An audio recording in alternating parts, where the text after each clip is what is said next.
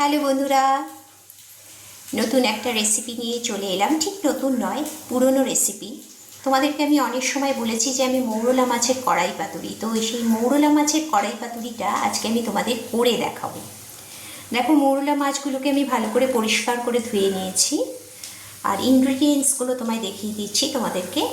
এটা হচ্ছে আলু কুচি কুচি করে কেটে নিয়েছি, এরকমভাবে আলু ভাজার মতো করে। পেঁয়াজ কুচো কেটে নিয়েছি, কাঁচা লঙ্কাগুলোকে ফাটিয়ে নিয়েছি, আর তার সঙ্গে হচ্ছে ক্যাপসিকাম, এরকম সরু সরু করে ক্যাপসিকাম কেটে নিয়েছি।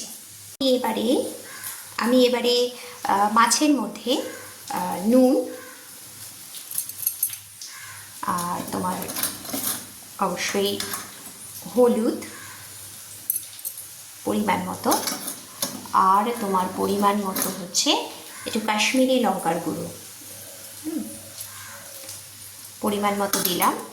আর তার সঙ্গে এবার সমস্ত যা যা ইনগ্রিডিয়েন্টস আছে সবটা এর মধ্যে দিয়ে দেবো। হ্যাঁ, সবটা এর মধ্যে দিয়ে দেবো, প্রত্যেকটা জিনিস। ক্যাপসিকামগুলোও আমি এর মধ্যে দিয়ে দেবো। জায়গাটা আমার মাখার জন্য একটু ছোট হয়ে গেছে বলে আমি একটু বড় জায়গায় এটা ঢেলে দিচ্ছি সবটা।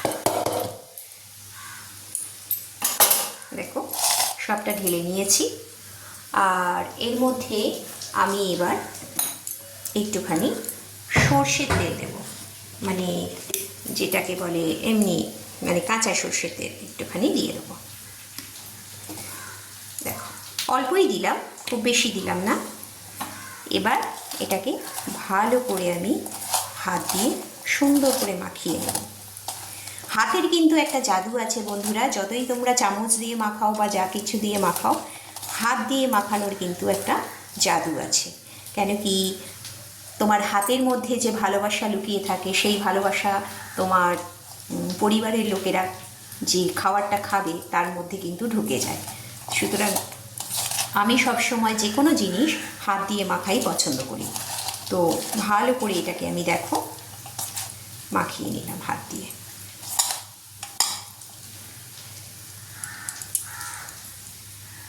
দেখো, এবার আমি গ্যাসে কড়া বসিয়ে দিয়েছি, আর কড়াতে অল্প একটু তেল দিয়ে দিয়েছি। কিছুটা তেল তো মাছের মধ্যে মাখানো ছিল, আর এখানেও অল্প একটু তেল দিয়ে দিলাম। এবার তেলটা একটু গরম হতে দেবো। আচ্ছা বন্ধুরা, তোমাদের একটা জিনিস দিতে ভুলে গেছিলাম, সেটা হচ্ছে একটু টমেটো, দুটো তিনটে টমেটো আমি এরকম কুচো কুচো করে কেটে সেটাও এই মাছের মধ্যে মাখিয়ে নেবো। টমেটোটা অবশ্যই তোমরা দেবে, কারণ টমেটো না দিলে পরে মানে টেস্টটা আসবে না। টমেটোটা একটু টক টক একটা ভাব আনে, বা টমেটোর একটা আলাদা টেস্ট আছে। তো টমেটোটা অবশ্যই দেবে। আর যাদের টমেটো খাওয়া অবশ্য বারণ, তারা টমেটোটা দিও না।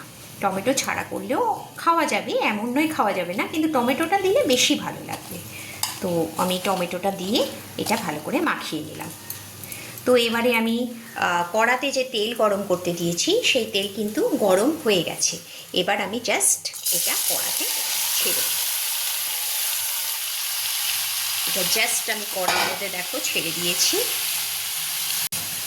দেখো, এবার এটাকে একটুখানি নেড়ে দেবো, একটু নেড়ে চেড়ে দেবো। তার কারণ হচ্ছে আমি তো তলায় কড়াতে তেলও দিয়েছিলাম, তো একটু নেড়ে চেড়ে না দিলে পরে দেখো একটু নেড়ে চেড়ে দেবো। তোমাদের দেখো দেখাচ্ছি, কালারটা এমনিতেই এত সুন্দর কালার এসেছে, কিন্তু যখন হয়ে যাবে তখনও কালারটা এত সুন্দর লাগে, খুব সুন্দর লাগে, আর খেতেও খুব ভালো লাগে। তো এবারে আমি এটার ওপরে একটা জাস্ট চাপা দিয়ে দেবো এবং গ্যাসটা সিমে করে। দেখো বন্ধুরা, মৌরলা মাছের কড়াই পাতুরি কিন্তু একদম রেডি হয়ে গেছে। দেখো, একদম রেডি। কালারটা দেখো। এবার আমি এটাকে একটুখানি সার্ভ করে তারপরে তোমাদের আরেকবার দেখাচ্ছি। দেখো বন্ধুরা, মৌরলা মাছের কড়াই পাতুরি কিন্তু রেডি অ্যান্ড সার্ভড। তো তোমরা অবশ্যই আমাকে কমেন্ট বক্সে কমেন্ট করে জানিও তোমাদের এই মৌরলা মাছের কড়াই পাতুরির রেসিপিটা কেমন লাগলো, এবং তোমরা বাড়িতে এটা একবার ট্রাই করো। অবশ্যই ট্রাই করে সকলে জানিও যে তোমাদের খেতে কেমন লাগলো। আমাদের তো অসম লাগে। আমাদের বাড়িতে সবাই এটা পছন্দ করে। তো তোমাদের কেমন লাগলো সেটা অবশ্যই তোমরা আমাকে কমেন্ট বক্সে কমেন্ট করে জানিও। আর যদি তোমাদের এই রান্নার ভিডিওটা ভালো লেগে থাকে তাহলে প্লিজ একটুখানি ভিডিওটা শেয়ার করে দিও।